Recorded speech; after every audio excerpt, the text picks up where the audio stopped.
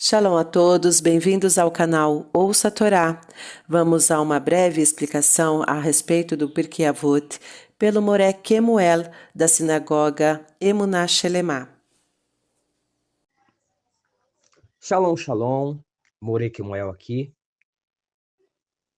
Nós começamos a falar sobre o Pirkei Avot e algumas pessoas não têm ideia do que se trata o Pirkei Avot.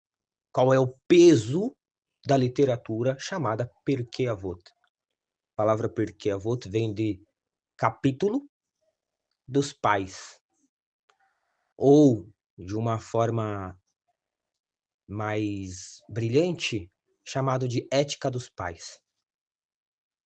E então, o Pirkei Avot, ele precisa ser compreendido dentro de todas as literaturas judaicas, aonde ele se encontra. Primeiro que, quando lemos o primeiro capítulo e o primeiro versículo, né? A gente chama de versículo na tradução aqui para o português, mas cada verso é uma Mishnah, tá? Então, Mishnah 1, do capítulo 1, você já tem uma informação importantíssima. Que Moisés recebeu a Torá do Sinai e transmitiu a Josué, e Josué aos anciões, e aos anciões aos profetas, e aos profetas transmitiram aos homens da grande sinagoga. Você conhece como a grande assembleia.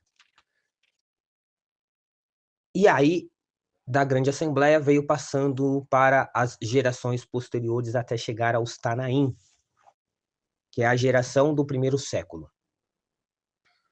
Repare bem, se o capítulo dos pais foi passado, significa que esse tratado chamado Avot, que inclusive é um dos 63 tratados na Mishnah, este tratado está dentro de um dos 6 livros da Mishnah, que é o livro dos Nezikim, Tratado dos Danos. Aliás, o livro que fala dos danos. E o Tratado de Avot, que é o livro do Tratado dos Pais, perdão, livro não, é um tratado apenas, desses 63, ele vai falar sobre muitas coisas referentes aos nossos pais, os nossos sábios, tá? E o que esses sábios ensinaram durante todos estes anos, desde a entrega da Torá no Sinai. E é uma das coisas que poucas pessoas sabem, é que o Tratado de Avot, ele tem, na sua essência máxima, 5 capítulos, que são de fato do tratado, e o 6º capítulo, ele é uma baraita. O 6º capítulo, ele é um anexo, que foi escrito posteriormente e incluso no Tratado de Avot. E todo ele começa com uma Mishnah introdutória. Todos os capítulos começam com uma Mishnah introdutória que diz assim: todo Israel tem uma porção no mundo vindouro, conforme está escrito: teu povo será todo de justos, eles herdarão a terra para sempre. Eles são ramo de minha plantação, a obra de minhas mãos para glorificar-me. Em hebraico, diz: Kol Israel ish lehem lek leolam rabá. Todo Israel tem uma porção no mundo vindouro. E aqui não diz que é outra nação senão Israel. E o motivo disso é porque Israel tem uma porção na Torá, e a Torá ela é eterna. Então deixa essa introdução aqui para compreendermos a importância do próprio Pirkei Avot na literatura. Então, muitos vão se perguntar: é Bíblia? Não é Bíblia? Uma coisa que a gente precisa entender: a Torá escrita foi dada junto com a Torá oral, e a Mishnah é a essência da Torá oral. Então, você, quando olhar para o Pirkei Avot, você tem que entender que ela tem um peso igual ao da Torá escrita. São os nossos sábios que passaram esses ensinamentos baseados nos próprios textos escritos. Shalom, shalom. Mishnah introdutória. Todo Israel tem uma porção no mundo vindouro, conforme está escrito, e teu povo será todo de justos. Eles herdarão a terra para sempre. Eles são ramo de minha plantação, a obra de minhas mãos, para glorificar-me. Nos meses entre Pêssar e Rosh Hashanah, quando se recita um capítulo do Pirkei Avot a cada Shabat, 2 capítulos mais para o final, esta passagem da Mishnah, parte do Tratado Sanhedrin 10:1, é utilizada sempre como prefácio. Talvez tenha o intuito de servir de estímulo para o principiante que se dedica a este estudo pela primeira vez. Alguns dos ensinamentos serão talvez excessivamente profundos para ele, outros apresentarão exigências difíceis e severas. A pessoa de pouca erudição ouvirá palavras estranhas e afirmações impressionantes. Perplexo a princípio, poderia se afastar com um sentimento de insuficiência, convencido de que não pode pertencer ao mundo do estudo da Torá e merecer suas grandes recompensas. Como consequência, esta Mishnah começa com uma expressão de encorajamento. Todo Israel tem uma porção no mundo vindouro. Este pertence a todos, existe uma via de comunicação direta sobre o judeu e seu Criador. Que ele, em sua condição de principiante, venha de mente aberta e coração sincero para descobrir que a comunicação se produzirá e ele será colocado a bordo numa jornada às verdades eternas que asseguram a vida no mundo vindouro. Em outras religiões, a pessoa precisa de intermediários, clérigos, e deve percorrer os canais eclesiásticos apropriados para atingir o Todo-Poderoso e merecer sua ajuda. O judeu, porém, não necessita de intermediários e não está limitado ao trânsito pelos canais aprovados. Ele vai à sinagoga ou reza em casa, e sua prece sincera atinge diretamente o céu. Ele é o Filho e o Eterno é o seu Pai. Será necessário que um filho marque hora para conversar com seu próprio pai e ainda assim apenas num lugar específico e formal? É verdade que temos nossos rabinos, mas eles são, em primeiro lugar, professores e guias da lei e da vida judaicas. Em nenhum sentido pode um rabino ser considerado intermediário entre o povo e seu Pai Celestial. Não há nenhuma atividade religiosa, mesmo as que normalmente são realizadas por um rabino, que não possa, segundo a lei judaica, ser efetuada também por um leigo com instrução. Existe um relato popular segundo o qual, na noite de Yom Kippur, em que se recita o Kol Nidre, um jovem pastor entrou na sinagoga do Rabi Israel Salanter, onde, como era de se esperar, encontrou toda a congregação imersa em fervente oração. O povo olhou ao seu redor. O jovem olhou ao seu redor e sentiu-se envergonhado e também infeliz, pois desconhecia completamente as orações ou o ritual hebraico. Mesmo assim, ele se sentiu impelido a orar. Então, murmurou: Amado Eterno, tudo que sei é o alfabeto hebraico, nada mais. Eu o recitarei muitas vezes e você tomará as letras e formará com elas as palavras das orações que eu deveria elevar a você nesta noite. E começou, com toda seriedade, a recitar o alfabeto hebraico. Aleph, Bet, Gimel, etc. Alguns dos presentes perceberam e sorriram com ironia, o que desagradou ao rabino, que respondeu: Tomara que todas as orações sejam aceitas pelo Todo-Poderoso, como serão, tenho certeza, as deste pastor. Isto é tudo que ele sabe, e o está recitando de todo o seu coração e de toda a sua alma. O Eterno conhece o coração de cada ser humano e certamente a achará aceitável. Todo Israel tem uma porção no mundo vindouro. Nos capítulos do Tratado de Sanhedrin, que precedem esta passagem, a Mishnah estabelece as leis da pena capital, embora a execução por crimes capitais esteja prevista nas Escrituras Sagradas e o Talmud analise detalhadamente as leis de tal execução. Na prática, raramente eram proferidas sentenças de morte. De fato, um Beit Din, tribunal rabínico, que mandou executar uma única pessoa em 70 anos, foi considerado um tribunal assassino. Os sábios invocavam muitos argumentos e consideravam todas as circunstâncias atenuantes para salvar a vida da pessoa que deveria enfrentar a sentença de morte.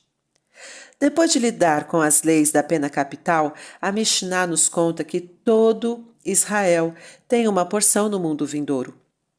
A implicação é que mesmo aqueles executados pelo tribunal continuarão vivendo no mundo que virá. Mas, logo depois desta mesma passagem, que serve como introdução aos capítulos de Avot, essa Mishnah enumera algumas exceções, e uma delas é a pessoa que não crê que a Torá nos ensina que os mortos serão ressuscitados, e a outra é o ateu declarado que nega a existência do Todo-Poderoso. Surge então uma pergunta intrigante: por que a tradição judaica é tão generosa e indulgente com aqueles que merecem a pena de morte e tão rigorosa e inflexível com o ateu e a pessoa que nega algum princípio da Torá? A resposta é que, segundo o ponto de vista aguçado do judaísmo, o homem que peca, comprometendo-se com falsas crenças, é pior do que aquele que comete um ato físico incorreto. No seio de uma sociedade, o dano físico que uma pessoa possa causar é limitado. Ela pode cometer alguns roubos, assaltos e assassinatos, contudo, o veneno moral e intelectual pode difundir-se pelo mundo inteiro e ainda infiltrar-se em várias gerações posteriores. Por exemplo, o livreto intitulado Os Protocolos dos Sábios de Sião, uma falsificação antissemita baseada numa fantasia francesa que supostamente demonstraria a existência de uma conspiração judaica para dominar o mundo. As falsidades diabólicas contidas neste livro nos causaram mais danos do que muitos atos físicos. No caso de alguém que injeta veneno intelectual, ou seja, um falso pensamento que se difunda amplamente, por exemplo, a firme convicção de que, conforme a Torá, os mortos não são devolvidos à vida no mundo vindouro, ou talvez a prova absoluta de que não existe um Criador todo-poderoso. O judaísmo considera com tal repulsa que não lhe concede a participação alguma no mundo vindouro. Afinal, com suas prédicas e ensinamentos corruptores, ele destrói a capacidade dos outros de ascender à vida no mais além. Portanto, merece um castigo equivalente ao seu pecado.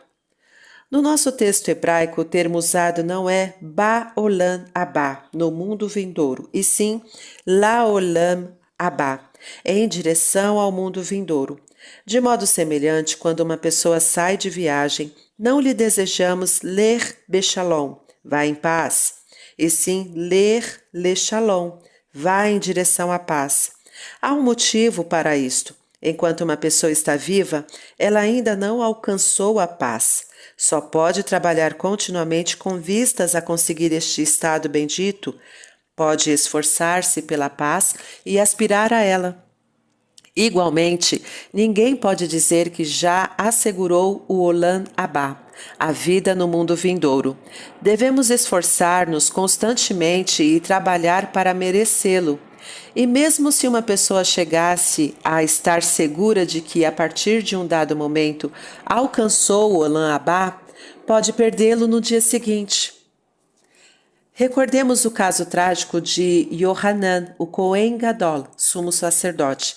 Durante 40 anos, ele desempenhou este cargo no templo sagrado e, no final, converteu-se em saduceu. Nas palavras do poeta, a esperança brota eternamente no peito humano. O homem, mesmo quando ainda não é, espera sempre ser bendito. O homem deve esforçar-se constantemente para obter seu lugar no mundo vindouro e alcançar aquilo que aspira.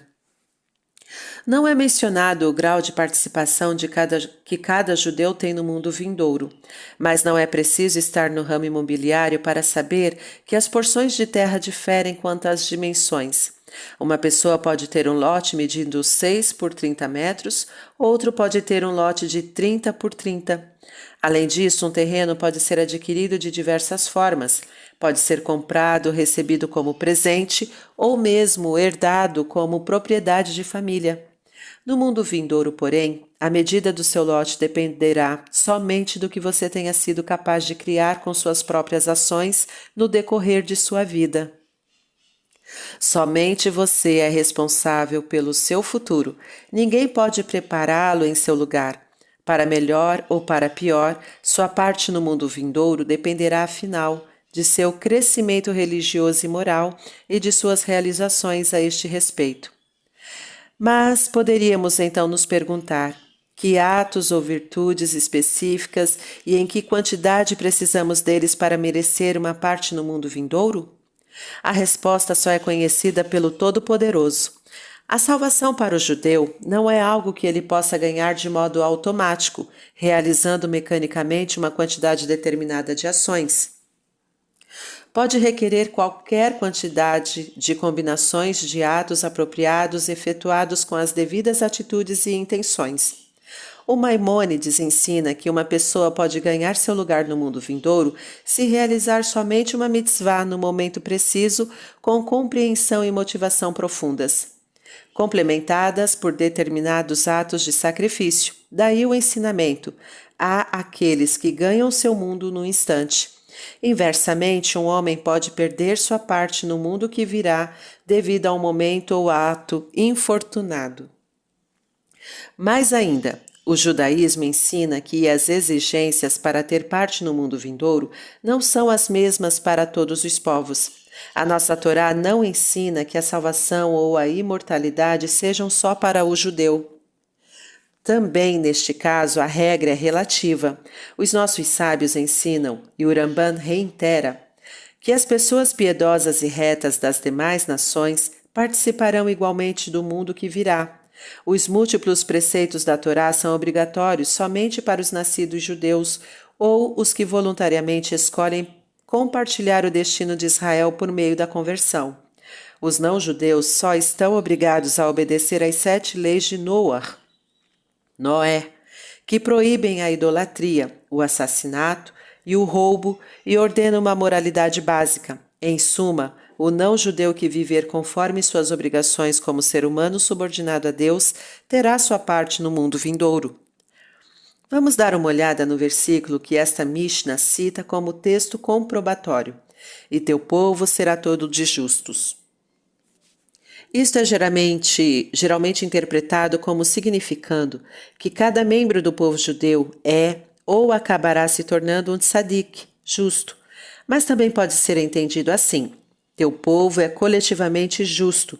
Teu povo, proclama Isaías, é justo como uma entidade orgânica. Não estamos considerando cada indivíduo per se, mas vemos Israel como um todo, como uma comunidade única. É bastante irônico que nós, os judeus, temos tido bastante experiência em sermos julgados como um conjunto. Conhecemos muito bem a expressão: alguns dos meus melhores amigos são judeus. A palavra alguns é bem eloquente e geralmente é seguida pela palavra mas. Como, por exemplo, em Cohen é um bom sujeito, Goldstein é uma pessoa maravilhosa, mas eles são exceções. Os judeus, em conjunto, não são bons. Nós, por outro lado, sustentamos a tese contrária. Israel, como entidade, como conjunto, é um povo maravilhoso. Teu povo é coletivamente justo. Obviamente, um senhor Cohen não pôde estar como indivíduo neste nível. O senhor Goldstein pode ser indigno, mas o povo judeu em conjunto é bom. E todo judeu bom ou mau tem participação no mundo vindouro, mas isto depende de seus méritos. Eles são ramo de minha plantação. A palavra usada aqui para minha plantação, mataai, é muito interessante. Ela deriva da raiz natá, o ato de plantar árvores. Contudo, quando se plantam verduras, o verbo usado é zará. O substantivo é zeriá. Estas palavras refletem a diferença fundamental sobre a forma de crescimento de árvores e legumes. Quando você planta batatas, por exemplo, a batata-mãe deve apodrecer antes que nasçam as novas. Ao semear trigo, a semente deve deteriorar-se antes que se produza trigo novo. A morte do velho deve preceder o advento do novo. Mas o que ocorre no caso da árvore de frutas? A fruta nova só é viável quando a árvore está viva e saudável. Quando você corta fora as raízes, destrói-se a possibilidade de produzir novos frutos. A sabedoria judaica é árvore de vida para os que nela se apegam. A escolha deste símbolo é um fato extremamente significativo, pois assinala o tipo especial de relação que deve prevalecer entre as gerações do judaísmo. Quando os jovens turcos quiseram construir seu país, romperam com a velha forma de vida, com a velha orientação. O mesmo ocorreu e ocorre em outros casos de modos, costumes e valores antigos que são criticados e rejeitados. Quando reconstruímos nossa nação, significaria um terrível retrocesso e a uma falência moral e espiritual. O novo Israel precisa do Israel antigo. A continuidade da Torá e das tradições do judaísmo é vital para que a jovem geração ocupe seu lugar no solo histórico de Israel e seja criativamente judaica. Se rejeitarmos estas tradições, abandonaremos nossa reivindicação pela terra de Israel. Mas, se retornarmos à nossa terra identificados com a tradição e com a Torá, então seremos parte de uma árvore antiga, mas ainda florescente, contendo um vasto entrelaçamento de raízes, uma árvore que está viva e ainda produz frutos. Existe outro matiz de significado nas palavras netzer matai, ramo de minha plantação. Em toda a Torá, a palavra tumá se refere ao estado de impureza ritual que surge originalmente do contato com os mortos. O termo oposto é tará, que significa pureza, um estado ritualmente puro. Por exemplo, para que uma maçã se converta em tamê, ritualmente impura, são necessárias duas coisas: que em algum momento seja umedecida e que tenha contato com uma fonte de profanação. Mas isto é verdade somente para uma fruta solta, destacada da árvore. Contudo, se a maçã ainda estiver ligada à árvore, apesar de seu umedecimento e contato com a tumá, ela permanece invariavelmente taor, ritualmente pura. Ela é imune à tumá, porque está ligada à sua fonte. E teu povo será todo de justos, ramo de minha plantação. Enquanto estiver ligado a esta entidade, ao histórico povo de Israel, e fizer parte integrante da plantação da antiga árvore do judaísmo, você não absorverá as impurezas do mundo que o rodeia. Mesmo que você tenha se desviado um tanto da religiosidade judaica e deixado de observar plenamente alguns dos mandamentos, mas tiver mantido seu vínculo com a entidade coletiva do judaísmo e continuado enraizado em sua herança, você pode escapar à corrupção do ambiente, seu vínculo o torna imune. Aprendemos na Mishnah que se o ramo de uma figueira tiver sido parcialmente quebrado, mas ainda estiver conectada a seu tronco, por nada mais do que o córtex, seus figos ainda serão taor, ritualmente impolutos, enquanto a ligação com o córtex permitir a seiva vivente fluir através do mesmo. Esta lei também simboliza uma verdade na vida judaica. Na história do nosso povo, se alguém manteve a mais tênue ligação, o menor ponto de contato com o judaísmo, isto tem sido o suficiente para permitir que a seiva vivente, a luz vital e estimulante da Torá, penetre e no final conduza-o ou a seus filhos a retornar total e entusiasticamente ao judaísmo. A última parte do versículo citado diz: a obra de minhas mãos para glorificar-me. Há muitas espécies de árvores frutíferas no mundo e cada uma origina diferentes produtos. Sua contribuição é exclusiva.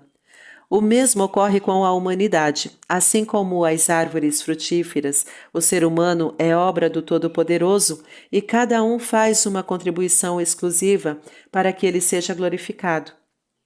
A Grécia contribuiu para o mundo com a arte e a filosofia. Roma ilustrou a organização militar e o uso do poder. Mas o judaísmo deu ao mundo o monoteísmo, o conceito de um Deus que exige retidão e justiça.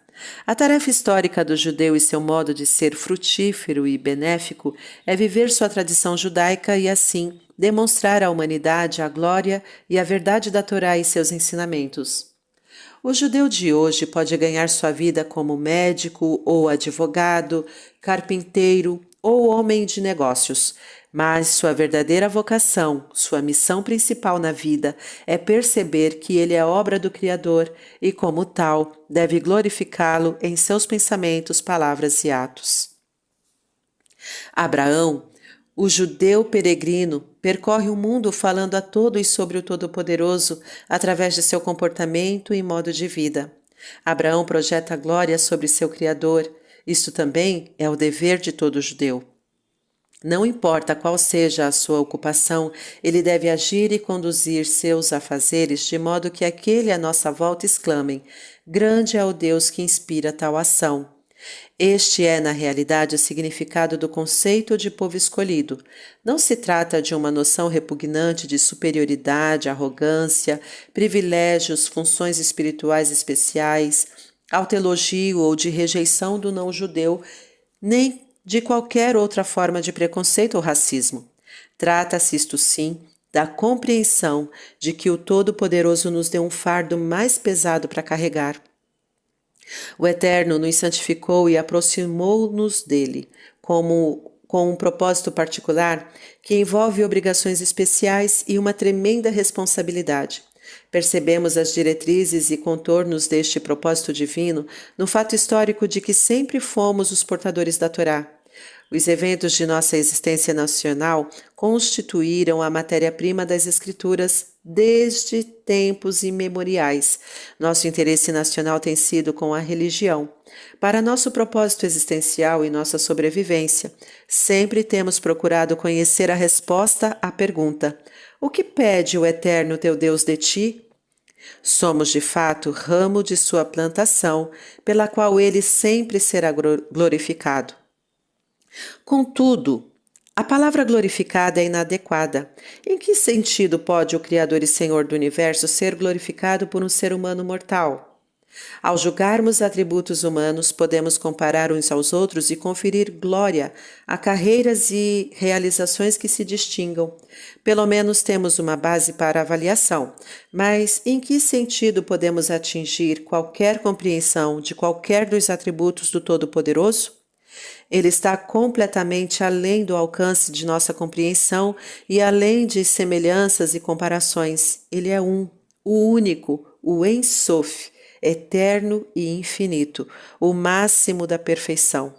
Talvez possamos considerar o assunto à luz do seguinte: quando vamos a uma galeria de arte e vemos uma tela de Rembrandt, podemos observar, isto faz justiça a Rembrandt, é verdadeiramente digno dele, mas isto de modo algum representa uma avaliação definitiva dos talentos de Rembrandt.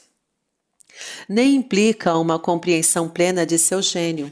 Só queremos dizer que, em nossa apreciação intuitiva, a beleza que ele criou é digna do gênio artístico pelo qual Rembrandt é conhecido. De modo semelhante, quando o judeu transforma sua própria vida humana em algo sagrado, ao estudar e obedecer a Torá, a divindade e a verdade que resplandecem como resultado disso testemunham a glória do nome do Todo-Poderoso. Não podemos glorificar o Criador no sentido absoluto.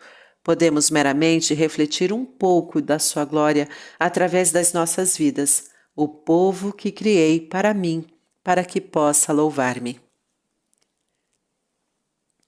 Tá gostando do conteúdo do canal? Então curta, comenta, compartilha. Se ainda não é inscrito, se inscreve, ativa o sininho e fica por dentro das novidades. Shalom a todos!